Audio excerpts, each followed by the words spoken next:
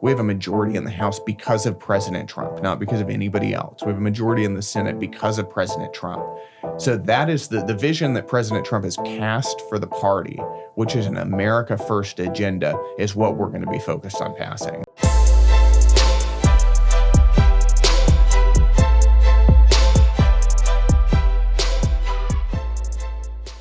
Thank you so much for tuning into the Signal Sitdown, but before we get to the interview, we'd love it if you'd hit that like and subscribe button on YouTube, Spotify, or wherever you may be joining us. And please remember to give us a 5-star review because we love your feedback. Remember, it's your government, and together we'll expose how it really works and how to affect real change. Without further ado, here's the interview. Congressman Brandon Gill, welcome to the Signal Sitdown. Thanks for having me here. Of course, and thank you for making the time. I know that things are, you're having to work long hours at a breakneck pace to get ready for the agenda that Congress is going to need to pass after the mandate win from President Donald Trump. We've got a ton of work to do. I mean, voters sent us to do a lot of things, and we've really got one shot at a reconciliation bill, which I'm sure we'll talk about here in a little bit. It's going to be a lot of work, but I think that this could be a very, very historically meaningful Congress, which is incredibly exciting. Yeah. And you are a group of Republicans, the freshman class. Mm-hmm. Betting markets did not have Republicans winning the House of Representatives, believe it or not. Mm-hmm. And yet Republicans did win. Now, did they win with a razor-thin majority in the House? Yes, they did. But nevertheless, Republicans carry the House and therefore a trifecta. Why? The Senate was kind of baked in. You had Jim Justice replacing Joe Manchin.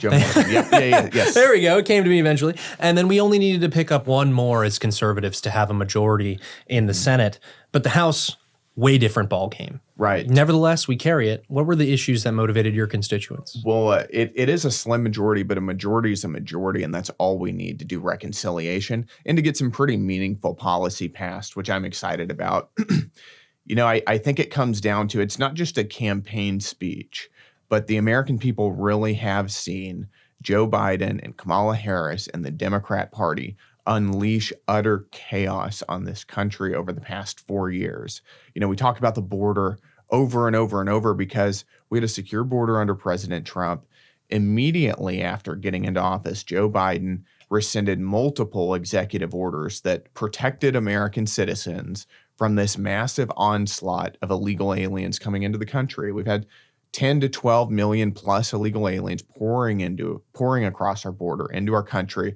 What does that do? It brings drugs and crime. It makes America less safe, but it also depresses wages for working class Americans. Mm-hmm. It makes our economic situation significantly worse for middle class and lower class Americans. That's a major problem. And, Americans are sick of having their country taken away from them. We're sick of, I'm sick of calling, whenever I'm calling customer service, having to dial 1 for English. And I think it's insulting. And I think most Americans are as well. We just want our country back. Mm-hmm. And I think that immigration and then, of course, the radical, crazy trans agenda that Democrats have shoved down our throats for 4 years has really animated voters more than anything else. You look at this. The Democrat messaging for social issues has been that boys can become girls and girls can become boys, and boys should be beating up girls in girls' sports, that boys should be in girls' locker rooms. I mean, this stuff is so crazy. And it reminds me of that line in 1984, Orwell's 1984, where he said, the party told you to believe the evidence of your eyes and ears. It was their last and most final command. And that really sums up the Democrat Party's messaging on social issues over the past 4 years, which is don't believe anything you can see. Don't believe objective evidence that is true. We're going to tell you what's true, and the American people rejected them. So we've got a really clear mandate. Like you said, we've got the presidency, the Senate, the House. President Trump won not only the Electoral College, of course, but he won the popular vote against a very, very unpopular vice president. And we've got a mandate, and I think that we are ready to execute now. Yeah, and you're from the great state of where people wear suits with cowboy boots. And if you don't know what I'm talking about, that is the great state of Texas. And of course, immigration, top of mind. Yep. But the three issues that animated the Republican base or the Trump base back in 2016, immigration, trade, foreign policy. And Trump went after those sacred cows hard. And I think people, obviously the Republican Party took him very seriously. The base took him very seriously. And then eventually the representatives in Washington, D.C. started to take the president seriously when he talked about those three issues. But even more importantly, like over the past 4 years under Joe Biden's leadership, immigration, trade, foreign policy, trade front, we've been getting destroyed by China. Our supply chains fell apart during COVID and, in 21 and 22 when Joe Biden was in power, and he proved that he was incapable of restoring those types of supply chains. Foreign policy. Trump talked about pointless wars, endless wars. Well, here we are sitting today where we are involved in the Israeli conflict. We are involved in the Ukrainian conflict. Of course, those conflicts are different and they require different strategies. But nevertheless, when the American people said less, the Biden administration gave them more. And then, of course, third, immigration, as you just pointed out. And it really proved the hypothesis that, like, the neoliberal consensus in Washington, D.C., the uniparty consensus, was always pushing towards a radical progressive stance on a lot of these issues, right? There's a reason that we tied the Ukraine war to pride marches in Kiev. It doesn't make any sense to the average American, but this is the type of thinking that permeates Washington, D.C. And so for Trump to come back with such a mandate really, puts, I think, the last nail in the coffin for this type of failed neoliberal outlook on politics. Right. And, if you go back to 2015, President Trump was, I think, one of the first major Republicans who said maybe we shouldn't have invaded Iraq and toppled their government with no plan for what to do afterwards. In other words, maybe we shouldn't be going into countries in the Middle East that are still living in the 6th or 7th century socially and believe with very little evidence that we can import into these countries Western-style liberal democracy that the Democrat Party oftentimes is sort of the leader of. Maybe these countries maybe there's a social system here, a social fabric, a cultural fabric that is incompatible with some of the values that the Democrats would like to import into these areas. President Trump was one of the first conservatives who had a major platform. There were some others previously. One of the first major presidential candidates in the modern era. Presidential candidates in the modern era who called that out. And you can see how far we've moved in that direction. It's been completely transformational. There is something deeply conservative about having a realist and restrained foreign policy. And I think that that's what President Trump has moved our party towards. Yeah, the Overton window has shifted more than massively. I think. Massively. We're sitting here with 50% of the American population approving of mass deportations. Right. That's unheard of. It's amazing for immigration restrainers like me to see that come out in public pollings, and it's incredibly heartening. And so that gives you a lot to do. But before you actually can get down to business, you have now been confirmed, right? You are now sworn in as a member of Congress, but you have to go through orientation and build a staff just like any job. And I think a lot of folks at home don't realize how intense and long and difficult a process that is. So tell us, how do you set up a congressional office? Yeah, there are two ways to kind of think of a congressional office. One way is it's kind of like your own little small business. You get a budget, you hire your staff, you got comm staff, you got legislative staff, you've got other administrative jobs that have to get done. And, you've got kind of go from 0 to 100 immediately once we get here. Nothing is practice anymore. This is the real deal. We're live firing now, especially again with this reconciliation bill coming up. So that's one way. The other way to think of it is it's almost like the first day of school where you come in and you have this orientation program and they tell you about Here's how to set up an office. Here are the different staff members most people typically hire. Here's here's how you get paid. Here's all of these administrative functions that the basic blocking and tackling. Here's how you answer letters from constituents. The basic functions of being a congressman. So it's kind of starting from zero, getting all of that pulled together. So that we can then be effective on the legislative side. And that's the ultimate goal here. What was most surprising about that orientation process? I mean, it's one thing for us to get, like, whether you're a politician or you're a journalist / pundit like I am, it's easy for us to get up here and bluster about the issues. And, if I was king of the castle, I'd do this about immigration. Then you realize there's a lot more rules and procedures than I thought there was. What was something that was surprising for you? There's a lot more. And, one thing is that every legislative idea that anybody has been done before, or at least tried before. There are thousands and thousands and thousands of bills that have been put forward in the past: defund the Department of Education, mass deportations, restraining our military, cutting spending. All of these things have been tried in the past. So we've got to figure out what's the most effective way to get conservative legislation passed. And you realize that pretty quickly. So we've got some bills that we're working on right now. We'll be announcing those shortly, particularly on border security.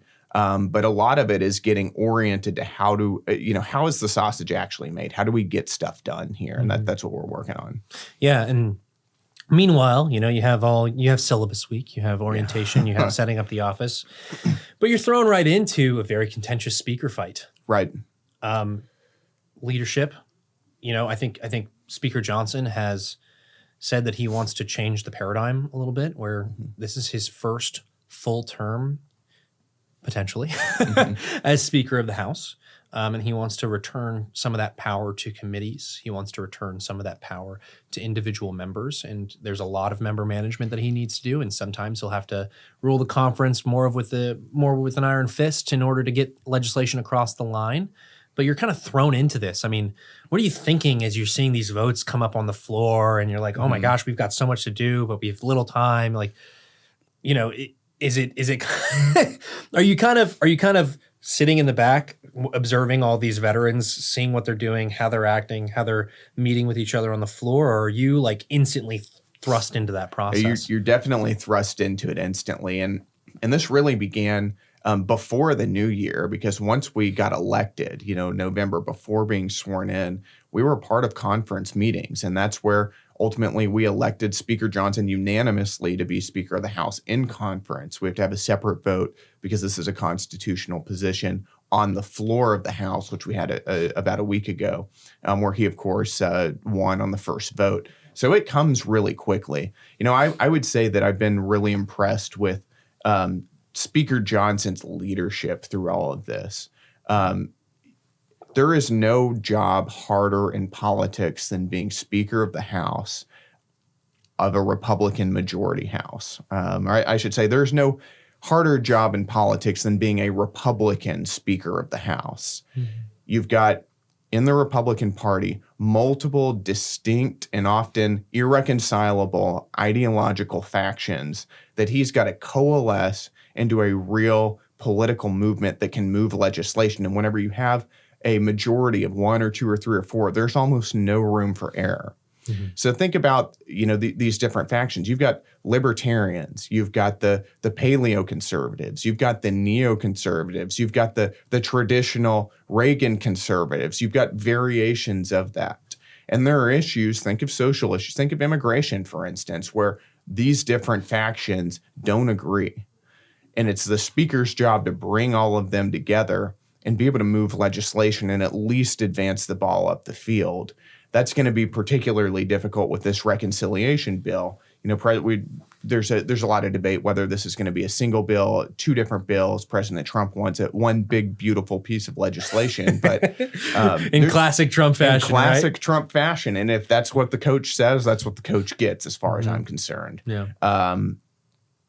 But there's almost no room for error. So we've got to have a very steady leader who can talk to all of these different groups, hear them out, hear what they want, and bring them together to actually get this bill passed. I think Speaker Johnson's done a phenomenal job of that. And again, you can't stress how difficult that job is, because there really are a lot of different people in any one of which I think we're going to have a margin of error of maybe 2, depending on precisely when the bill moves forward, who could vote no and kill this thing. Mm-hmm. So there's virtually no room for error, but he's done a great job at guiding the ship. We're in the initial stages right now. But I've been really, really impressed with Speaker Johnson's leadership on this so far. And it's so interesting to me, too. Like, you're coming into Congress at a super interesting time. And anyone who runs for Congress has been keeping an eye on the institution for quite some time. This is not Boehner-style leadership. Mm-hmm. This is not McConnell-style leadership, if we want to talk about the McConnell-Johnson comparisons or the McConnell-Thune comparisons, right? This is completely different. It's a return to how I think a lot of us traditional conservatives want the legislature to function, which is every representative fighting hard for the interests of their district. Mm-hmm. And when there's a slim majority, that makes things very, very difficult. I think it's, you know, I don't want to call them normies, but like the nuanced bros who are like, the source of all of our problems in American politics is the two-party system. And they're like, and then all of a sudden, you know, you are working within a Republican conference in the House right now that is essentially a parliamentary style coalition government where everyone has the label R next to their names, but they are basically different parties, whether that's talking about House Freedom Caucus hardline conservatives or that's talking about the SALT folks. A lot of those representatives are from New York or California, or you're talking about, you know, we'll call them squishy on some of the reforms that we want to make to the Intel community, right? You know, but these are all different factions of the same party. And we basically have that. And what the result is a lot of friction, yes, some chaos, and not a lot of government efficiency. And then the nuanced bros say, oh, well, government's getting nothing done. Well, you just said that the source of all of our problems was this two-party system. Now you actually have a Congress that is more reflective of a bunch of different factions and fighting like James Madison lays out in the Federalist Papers, and you're displeased with it. And I guess my question after my little TED Talk there is, you know, where do you see yourself working with these different members? I mean, what are members who have given you a positive impression? Who are guys that you're really excited to work with on various issues? You know, I think that there are times to fight within the party and to have fierce debates about which direction the party should go, and we'll certainly have those. But there are also times whenever we realize we have a historic opportunity right now to get a lot of really, really massive conservative wins. And I say that because if I look across the Republican Party right now at all these different factions, you know, I'm definitely, you know, I'm in the conservative wing for sure, ideologically myself. But if I look at the most moderate Republican in the faction right now, I have more in common with that person ideologically by far, and it's not even close, than any Democrat on the other side of the aisle. And it's not even close at all. You know, the Republican Party wants to unleash American energy. Democrats want to kill our domestic energy production in an environment when inflation prices are up 20% in 4 years. You know, Republicans believe that boys and girls are different. Democrats have no conception of gender and want to force this radical, perverted ideology on the rest of the country. You know, look at what just happened with the Lake and Riley Act. Just yesterday, Republicans, and this is under Speaker Johnson's leadership, put forward an incredibly modest, I think, bill that simply said that illegal aliens who come into the country, who commit theft or burglary, should be detained by DHS. That's unbelievably modest, about as basic as you can get, and 159 Democrats voted against it. That bill, had that been in effect a year and a half ago, 2 years ago, Lake and Riley would still be alive. She was murdered by an illegal alien who had already been arrested for theft, who was released into the country and went and murdered her. We have such radically different conceptions of the purpose of government, of the direction this government should go. You know, my enemies are on the other side of the aisle. They're not within our party. And, you know, we will certainly have all of these debates about, you know, what should immigration look like? What should what's the precise nature of our energy policy? But right now, given that we've got a slim majority, we've got the House, the Senate, and a mandate and leadership from President Trump, and that's a key thing here. We have got to be able to bring these different factions together to advance real wins. And I think we can do that. And, we can get into different debates within all of these factions. But right now, there's a time to fight and then there's a time to come together. This is a time to come together to win.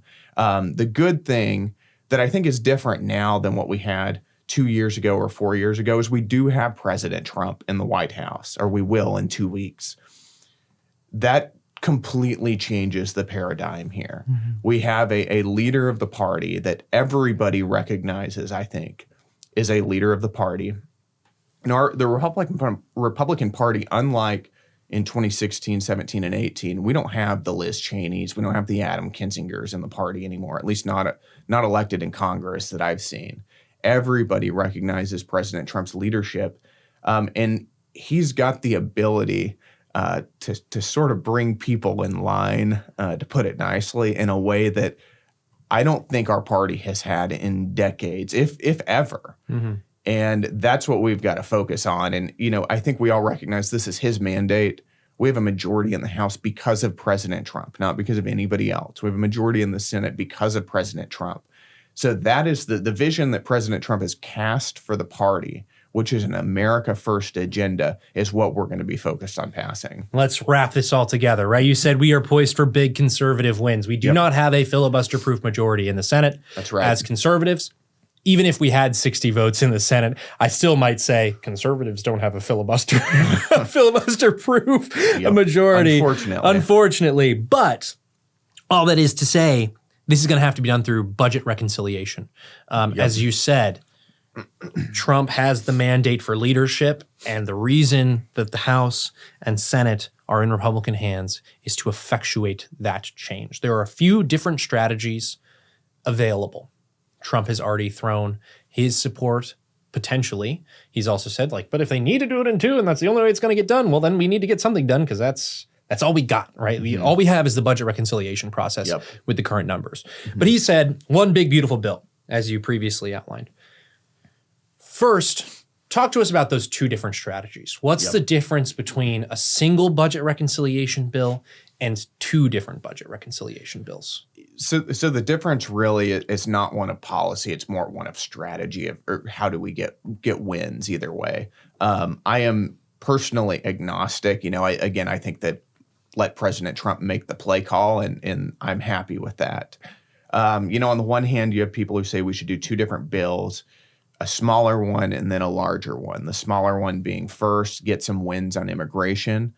We can do some border security policy there. There are some other cuts in mandatory spending, rationalizations in mandatory spending we can do there. And then later come in with the massive tax cuts, have some major reforms on the mandatory side. But the purpose of that would be to just get the big wins on the border first, secure the border, and then we'll go from there. You can do all of that in one bill. It sounds like that's the direction President Trump wants to go.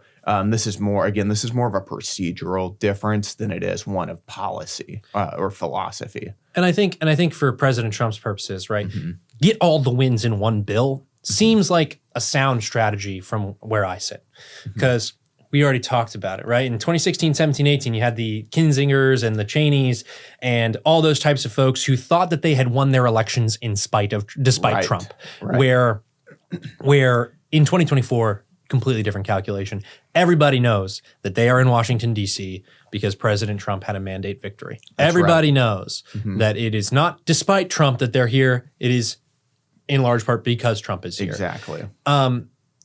Everybody knows that not everyone always acts as if that is the case. And so if you separate, right, the danger, I think, from what I'm reading in the tea leaves, is if you separate into two bills, you'll have the first bill be a grab bag of kind of like more moderate, appeasing, right?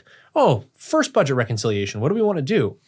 Rebuild the military. It's okay, everyone can agree that we need a strong and effective military on the right. So we need to reinvest in our military. But my definition and your definition of reinvesting in our military is way different than someone who spends a lot of their time in a skiff or with, coordinating with the intelligence community. They're going to be like, we need the CIA to have more money to do some crazy stuff. And I'm going to take off my tinfoil hat now, but that is the case, right? Like you're kind of afraid that a first bill is going to be a moderating influence, and then the second bill is going to be the more hardline stuff. Whereas President Trump says, nope, we want to make sure that any sort of deal that we break or broker with the moderate faction of the Republican Party in the House is going to be accompanied with hard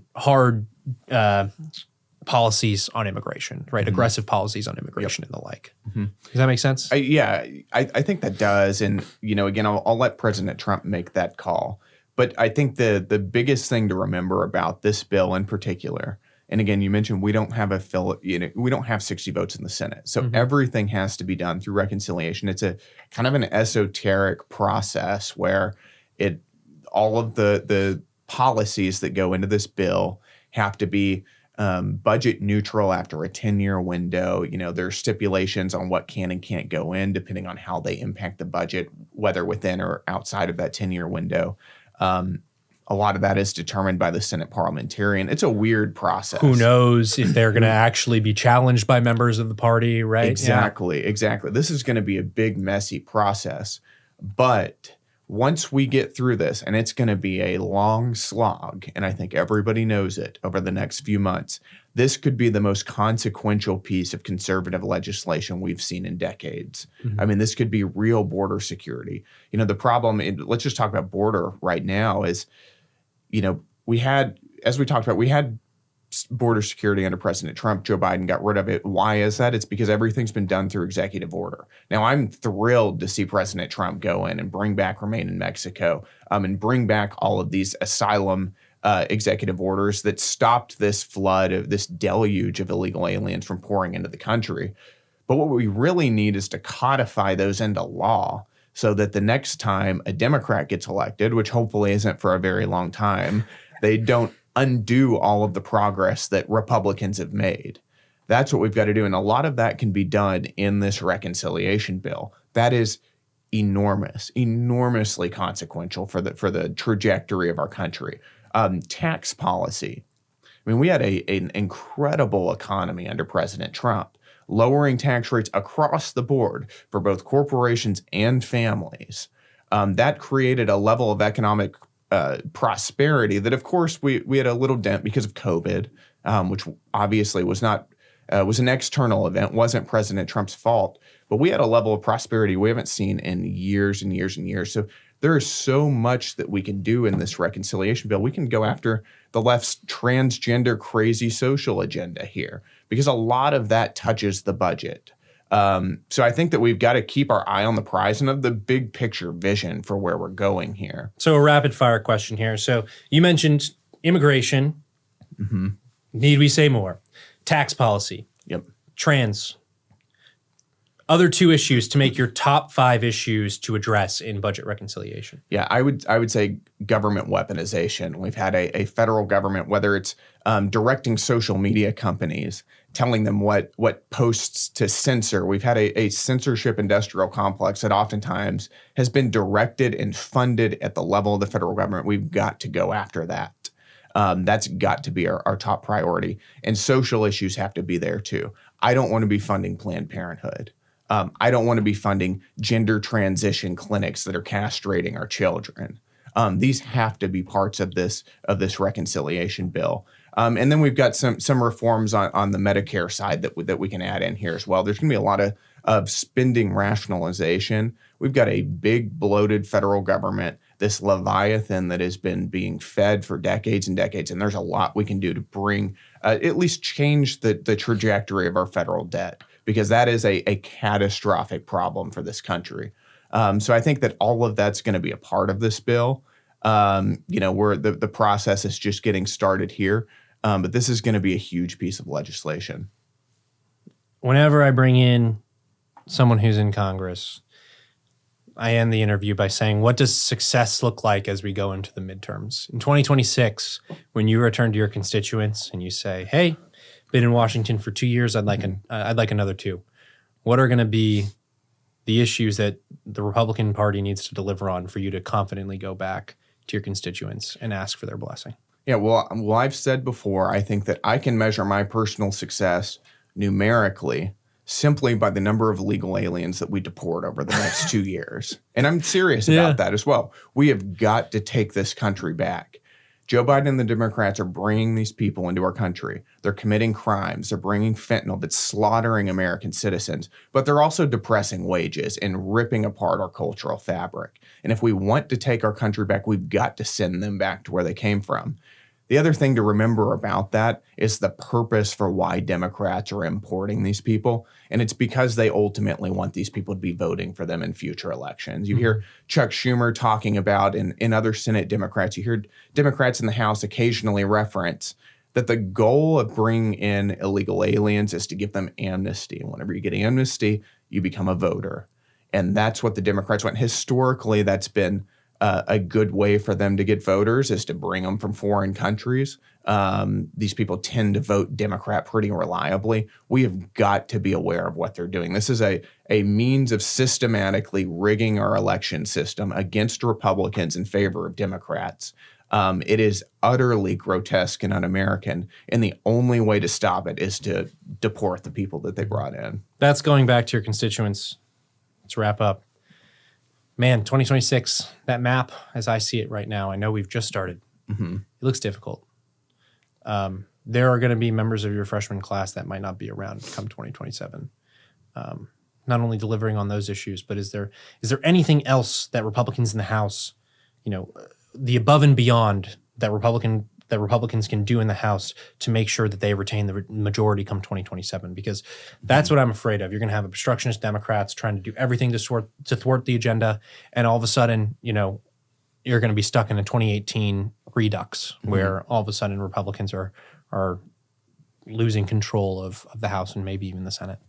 Yeah, there are two ways to look at this. One way is to say, historically, we lose the midterms whenever the party in power, loses the midterms. So in order to perhaps give us a fighting chance at winning, we should moderate our policy proposals, move to the center, and perhaps that will help us in swing districts. That's kind of the historical way that a lot of Republicans have looked at it.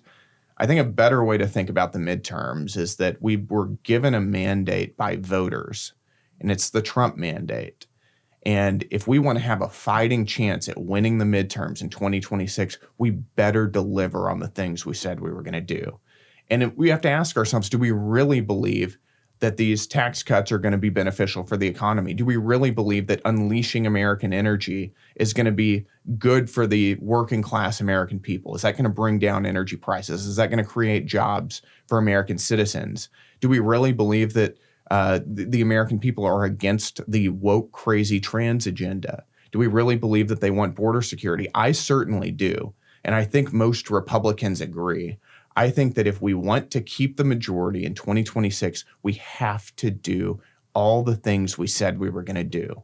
And if we do that and we see economic prosperity from tax cuts in this reconciliation bill, and we see jobs coming from overseas back to America, and we see at least a quelling the tide of this woke craziness that the American people are sick of, the American people will see what we did and they'll reward us in the midterms. That's how we're going to keep the majority. We have to deliver. We absolutely must. There is no question. We have to get this done, and it better be bold. A long, bumpy road to the midterms. Representative Gill, thank you for joining us on the Signal Sitdown. We really appreciate it. Bradley, thanks for having me.